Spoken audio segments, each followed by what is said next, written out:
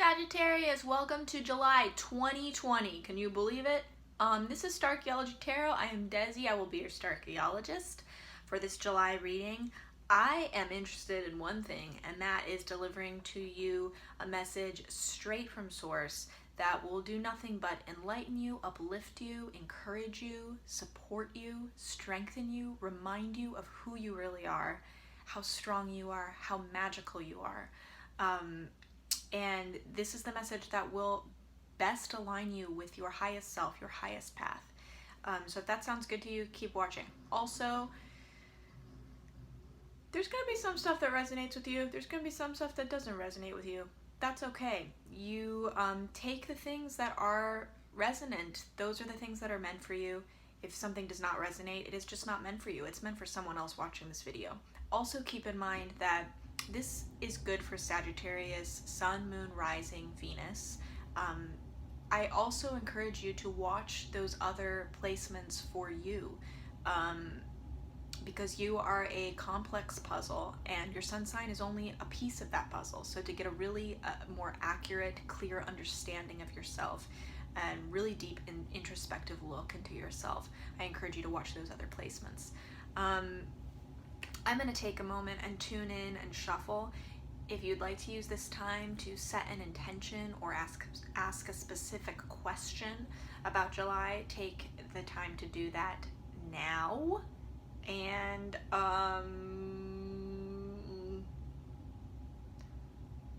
let's go.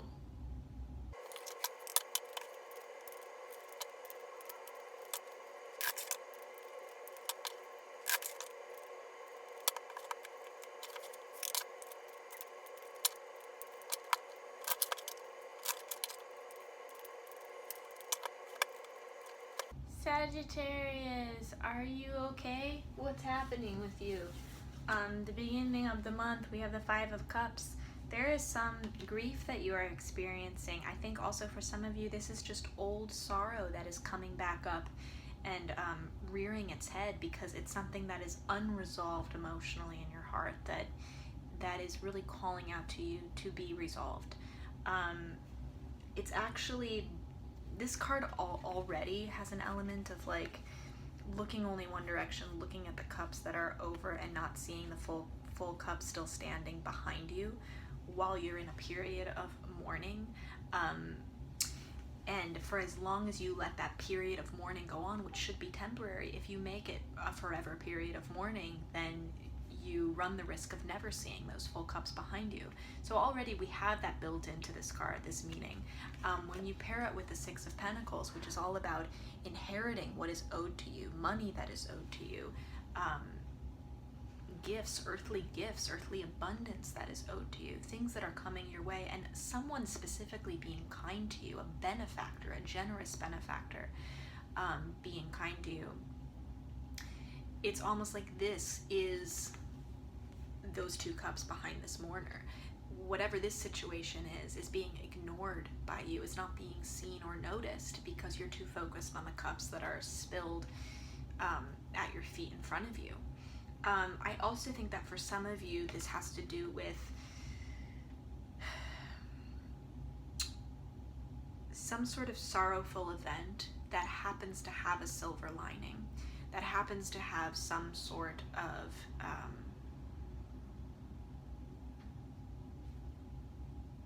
feature built in that actually helps you in some way.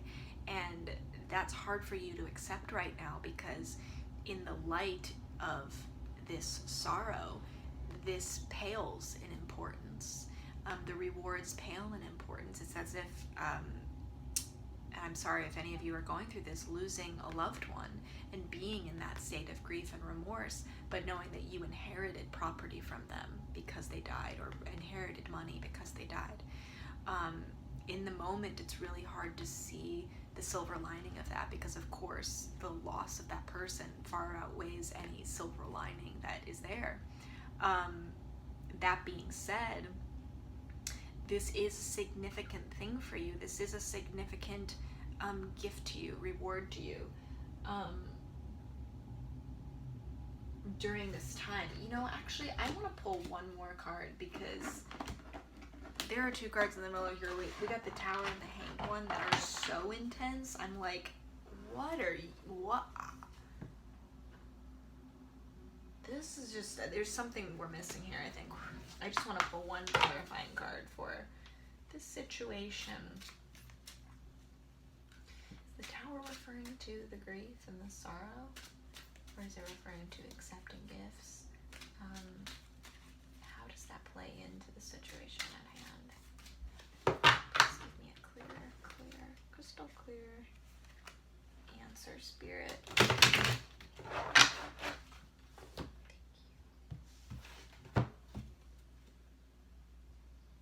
Okay.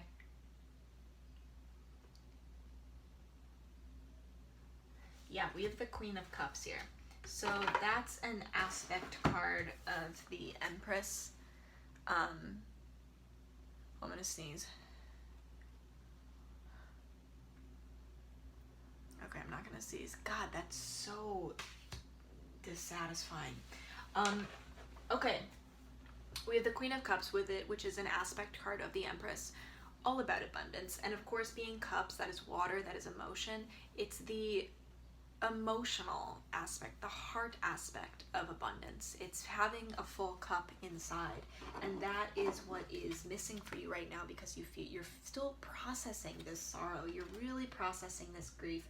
I think for some of you, this is grief that goes very, very far back, that isn't even particular to this time. Or for some of you, this is grief that happened last July, and now you are revisiting it because you're going through this time again. It's coming up. It's like muscle memory in your body, or your body remembers what you were going through this time last year, and it's reminding you of that struggle.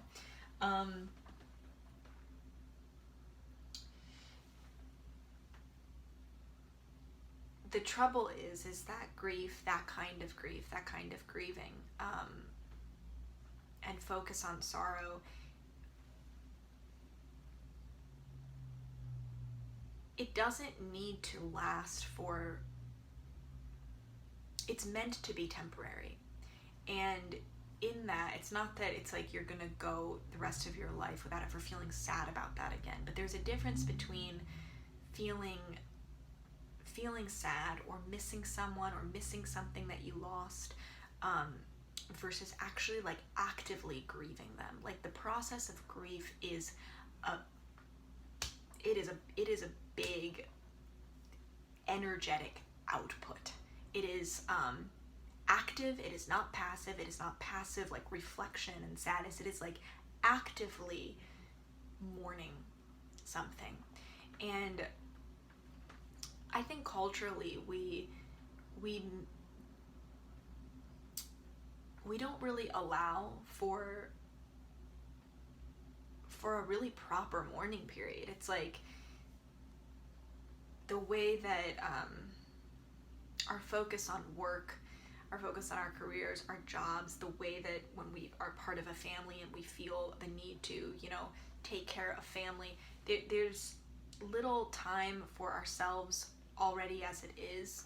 And then when you add on top of that how much time you truly need with yourself in order to grieve something or someone, it often, I think, results in the repression of that grief and stopping that process. The irony is stopping it or paralyzing it is what makes it extend ad nauseum, with no end in sight. And that is unnatural. That is an unnatural state of living. You don't want to live from that place of being in grief, because you block off the possibility for having a full heart. It's like you have to empty your heart of everything that you're feeling, of that grief, of that pain.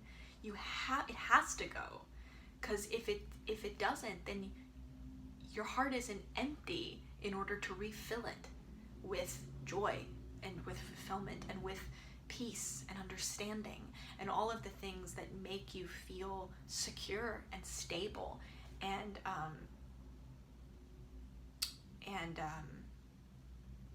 in a state of growth. If you can't fill your cup without fully emptying it out first. And if you're in the process of still emptying it out, you're never going to have luck successfully filling your cup. If there's always, if at the bottom, the bottom of the cup is always filled with a certain like quota of pain and grief.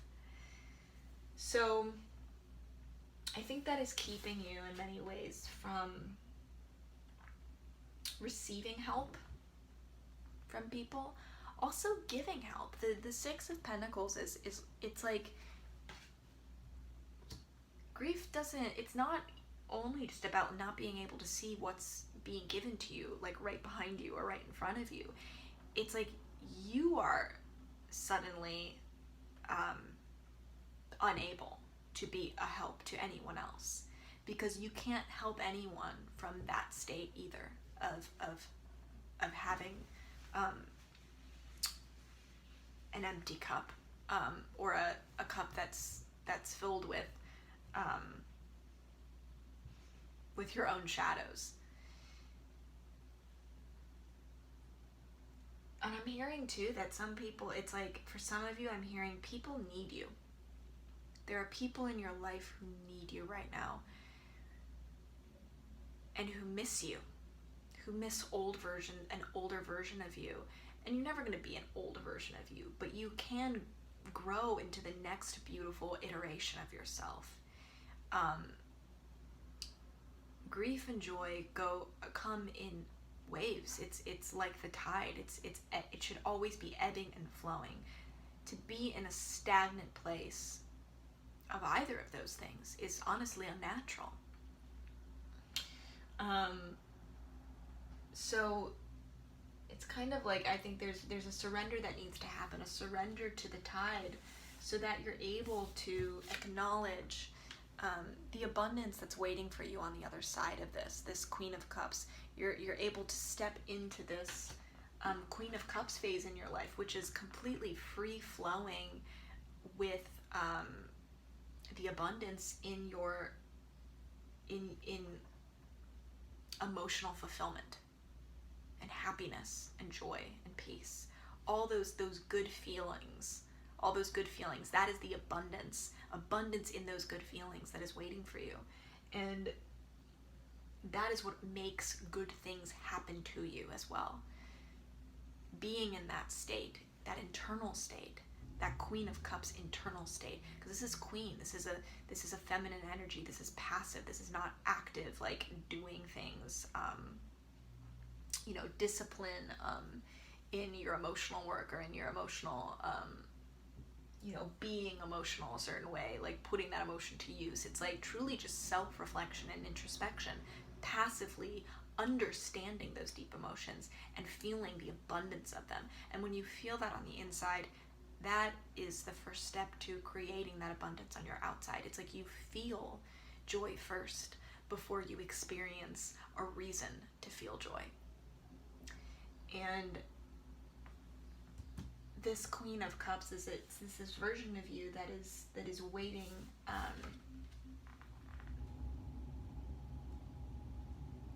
that is waiting to be experienced. Oh my God, I'm just looking at this card now too. We were just talking about the tide, and she is on a beach, and the waves are behind her, and she has all of these bottles on the beach. You can see all of these bottles that she's filled her cup with, and they're flowing back into the ocean. It's natural too. It's like everything that you receive flows out of you. It's the same thing of like you can only give what you receive, and you receive what you give. It's this cycle. It's this cycle of how emotional fulfillment works.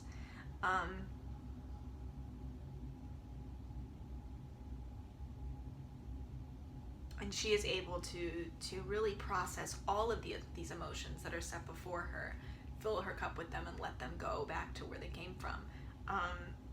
It's just a very healthy flow of emotions that I think is right now being stagnated and blocked in your life. Okay, back to what I was saying. So this needs to be, there is an element of letting go, of allowing nature's timing to just work, allowing the natural ebb and flow of the tides in your emotional life to move you to this next place of abundance and fulfillment. 1 second, please.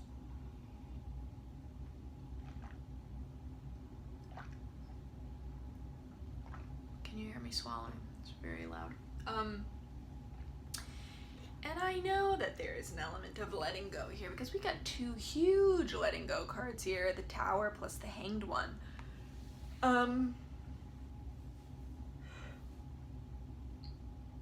The irony here is I can't just tell you to stop grieving. I can't tell you to, you can't just decide I'm going to stop grieving, or maybe you can.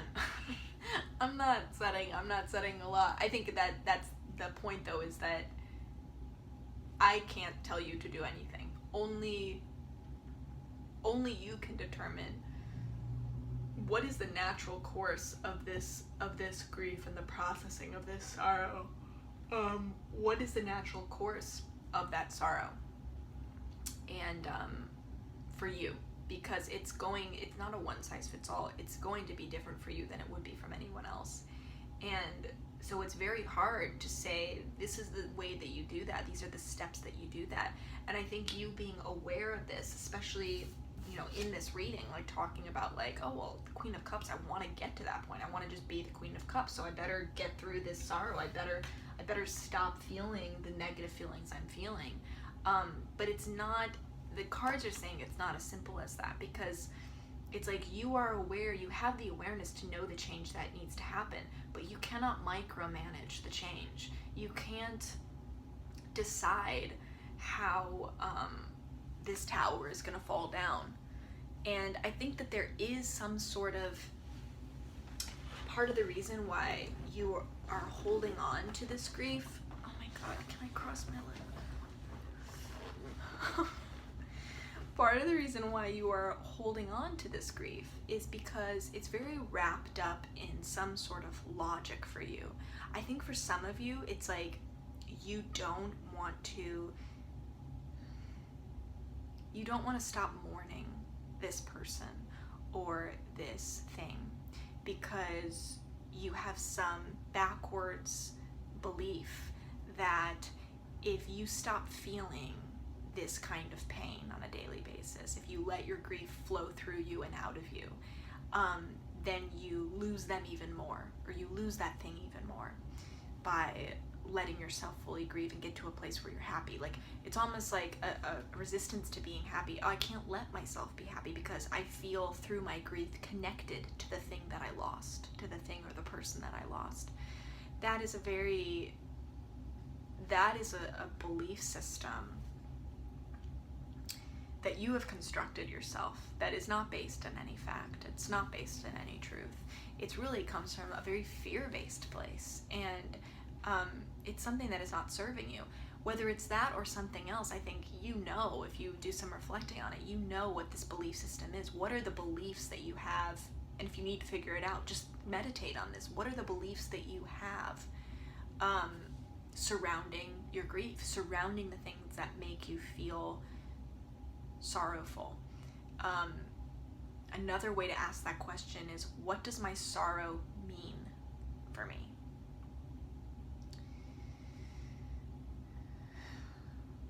Why do I have it? Why must I have it? Why must I hang on to it? That might help too. I think the more questions you ask about it, the more quickly you will uncover some sort of oh my gosh, I'm so sorry, I'm yawning so much. I think you will uncover some sort of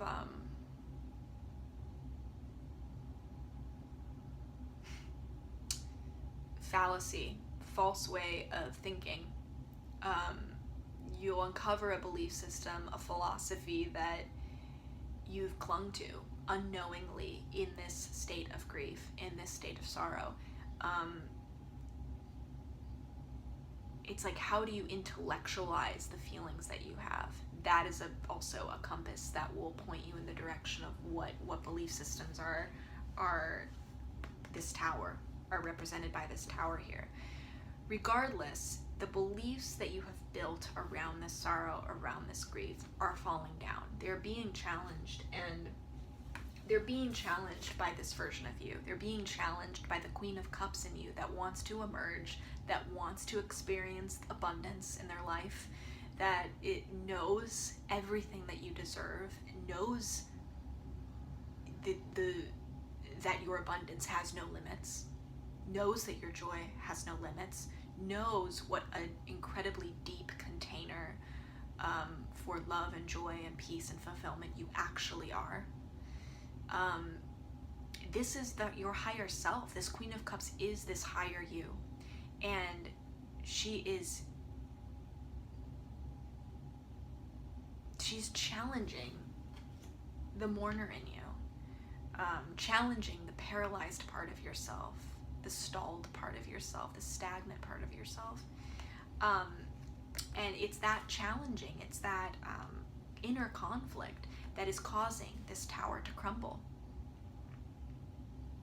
But you cannot control the destruction of this tower. You can't go, oh, well, now that I know that this Queen of Cups is waiting for me, that this period of my life is ahead of me, I'll just knock this down. The tower doesn't work that way. This is something that will fall down in its own time. This is struck by lightning. It's an act of God. And there is surrender that is required for it. And I would say extra surrender than what is even normally required, because we have this paired with the Hanged One here. And the Hanged One is all about surrender. The Hanged One is about truly being okay with waiting, being passive, and watching and seeing what happens. Watching, observing your own thoughts, observing your own feelings, almost like a fly on the wall, like a third-party observer, examining yourself as if you were a scientist studying the connection between your heart and your mind, and just reflecting, observing, recording, and really doing that in the most unbiased way that you can, because I think that being that observer in your own life helps separate you from the ego that is so tied to the pain and sorrow that you feel. You are not your ego.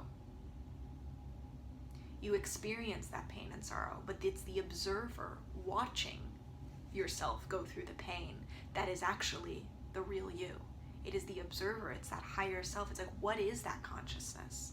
That consciousness is deeper than your identity in this human experience. And your identity in this human experience is feeling very real pain, very real sorrow, very real grief. It doesn't make those things not real, but rather it just reminds you that this is a role that you're playing in this life right now. And you can rise above the role that you're playing. You can rise above the events that we all experience that make the waters rough at times, and remember that's not the video game. Is not the video game of life. Is not the true nature of our existence. We are not these bodies. We are not this consciousness. We are something much deeper, something much greater. And everything we feel in this body, under this consciousness, is part of the game. The good and the bad. So I think this is really delving deep for you and challenging you to observe your identification with ego in this way, and your identification with the pain that you experiences. You don't have to define yourself by that.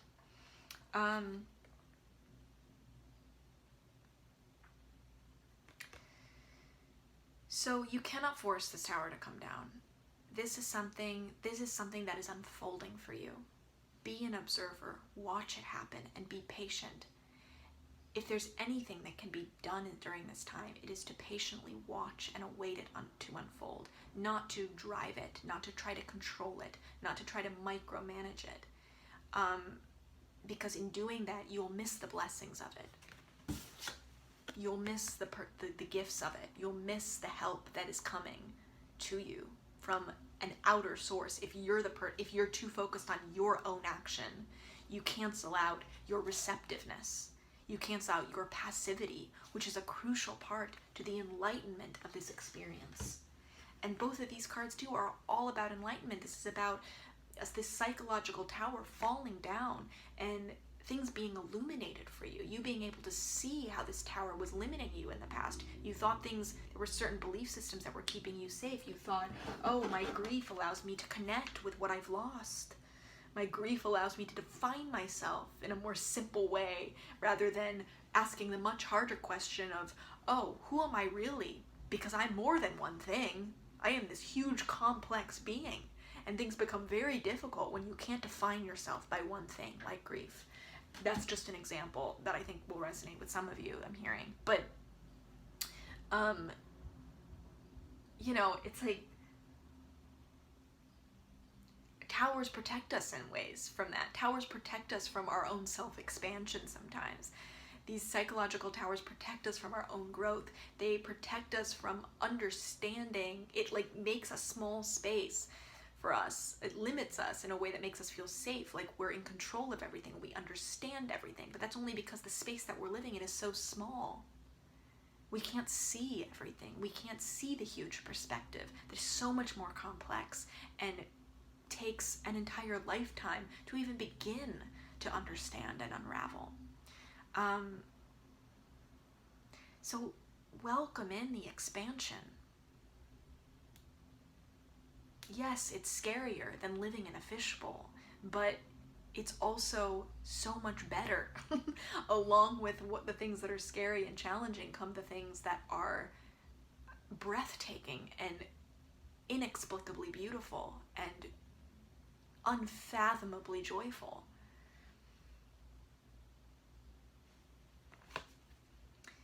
The Hanged One,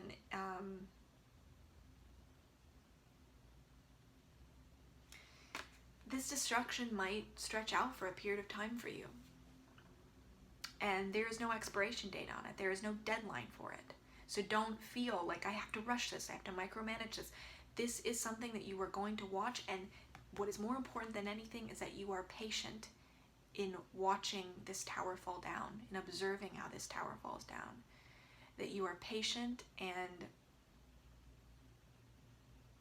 you don't take action before it is necessary. This is an incubation period for your self before you are reborn into the newest version of you. You're in an incubator. You don't want to come out of the oven too soon before you're fully formed. Let nature take its course in this. Let the natural course of processing grief and sorrow take its course. Just let it happen, because it will happen, and you can trust that it'll happen. You don't need to control that either, the same way that you've controlled holding it back and stopping it. Letting it go does not mean controlling the flow. It means really letting it go and letting it flow and just being like, okay, I'll watch it from here.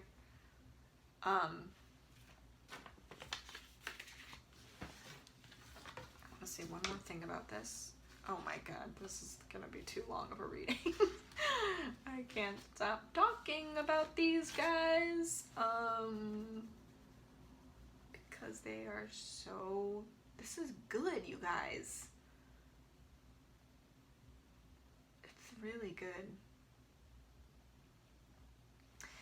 You can't force an outcome. You're gonna see a completely new perspective when this tower is no longer blocking the horizon for you. When this tower is no longer part of your skyline, your perspective on your life and on the world is going to be completely different. And not only that, there are perspectives as the tower is falling down that are going to be important to you too. Because, we also just tend to think of like, we think of things in such binary ways. It's like, oh, the tower's there and then it's not, and those are the two options. This tower, this is crumbling for you at an organic pace, and it might be slower than you think. You might want to rush it, as I've said 1 million times. But there is a beauty and something to be gained even from the act of destruction itself, even from the process of this destruction itself. There are things that you might see and reflect on as the tower is crumbling that you would miss out on if you just left and came back once it was in ruins on the ground. So be there, be present for the action itself, for the unfolding of this experience. Be there for it, be present for it, and don't move. Like, really just hang out there. You don't have to be doing anything but watching it happen. There is real surrender and letting go in this, and the impulse to try to do something and control it or move it along or direct it is definitely there for you. That's the only impulse that you need to really tamper here. Because if you're able to do that, you don't stumble on, you're not the one that uncovers, no, sorry, let me oh god, wait guys, my battery's dying, hold on, let me plug this in, good god.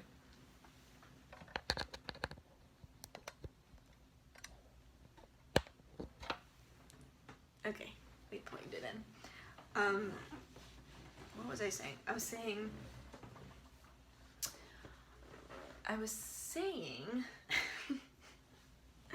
oh yeah, that like the tower being an act of God, being struck down by something outside of you,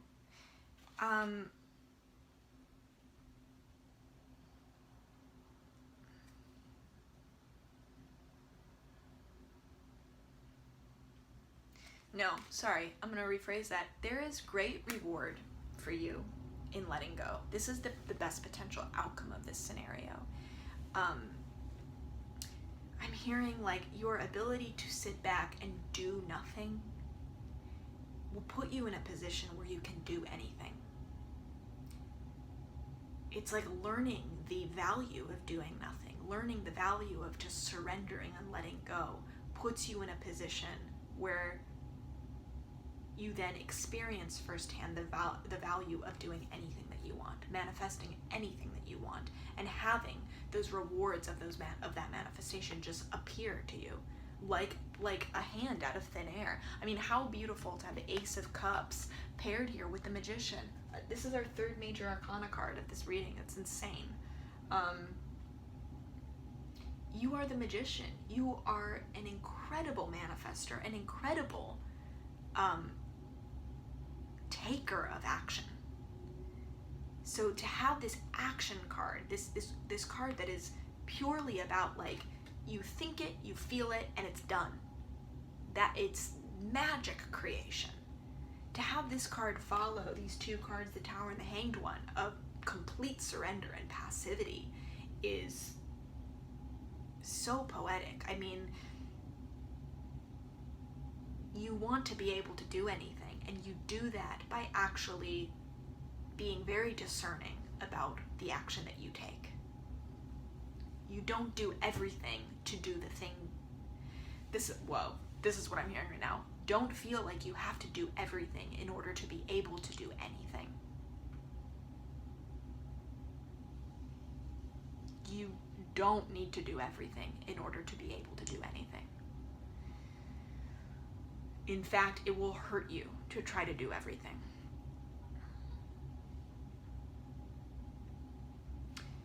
Your heart's desire,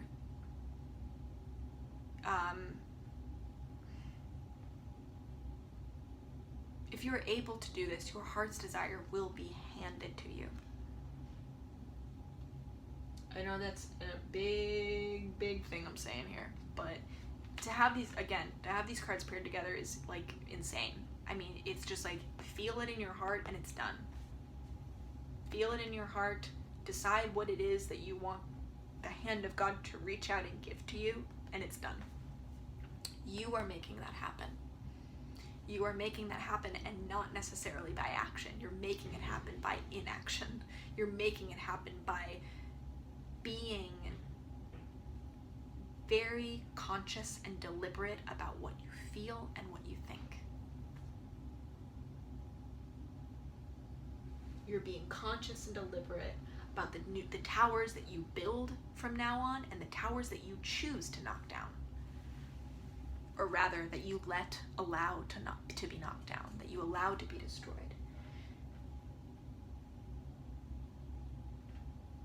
Conscious of letting emotional processes unfold as they should and follow natural courses. Allowing abundance to flow into your life, allowing this river of abundance to flow into your life. This is a natural act.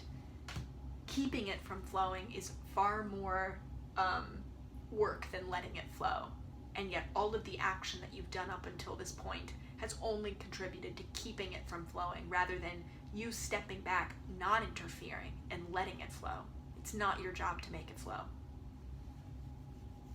Rather, by action. It is not your job by, you have to do specific things to make the river flow. The river will flow.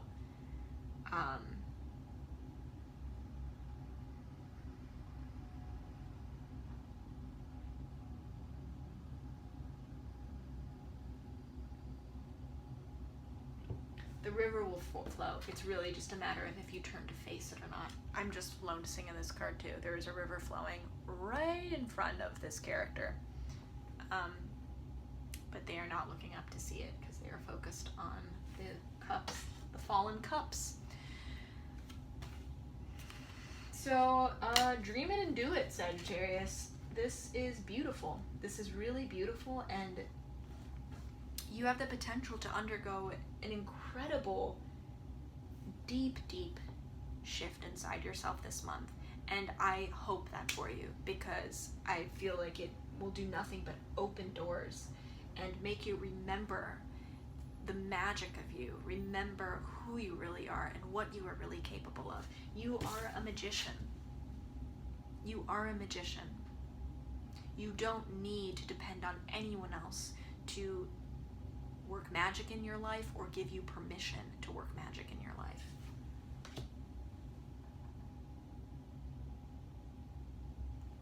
Thank you so much for watching. Thank you for subscribing and liking, which I hope you've done. Please share this video with anyone you think would like it or like this channel. It means so much to me to have your support and to get to connect with you in this way. I am grateful for you and I love you. Good night. It's not nighttime yet. Good afternoon. And have the best July of your life.